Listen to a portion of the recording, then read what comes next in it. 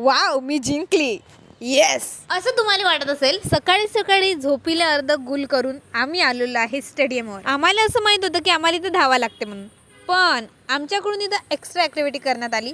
पहिले तर भलतं बोर गेलं रे भाऊ, काय पोरग करू राहिलं तर त्याचं त्याला माहित. मग चालू झालं भाऊ झुंबा कडक. ज्या ठिकाणी आम्ही सगळे बोर झालो असतो त्या ठिकाणी यांना माहोल क्रिएट केला म्हटलं एक नंबर. आणि मग चालू झाली आमची रेस. ही रन फक्त एक एक्सरसाइज म्हणून होती, नॉट अ कॉम्पिटिशन. आणि मी याच्यात काही मेडल वगैरे जिंकलं नाही आहे. इथं जे पण आले, जे धावले नाही त्याला पण मेडल भेटलेलं आहे. जे आले त्यांना मेडल मिळालेलं आहे. माणूस जर प्रफुल्लित असला ना तर एनर्जी डबल असते म्हटलं, समजलं ना. म्हणून एडेचाळे करत राहा लागते. आणि रस्त्याने येणाऱ्या जाणाऱ्या कंपन्या पाहत राहायच्या, कारण आपण तर असं कधी पाहणार नाही, इकडे येणार नाही. रिटर्न याच्या वेळेस आपला फुल एन्जॉय चालू होता म्हटलं. हेच दिवस आहेत एन्जॉय करायचे, नंतर तर फक्त आपल्याजवळ आठवणी राहते. पोराची गाडी आमच्या गाडीपासून ढोरासारखी बोंबलत जात होती. सो आम्ही पोरी पण कमी नाही, आम्ही आमचं टॅलेंट चांगल्या ठिकाणीच यूज करतो. काय गाणे म्हटले, सरे रडले म्हटलं.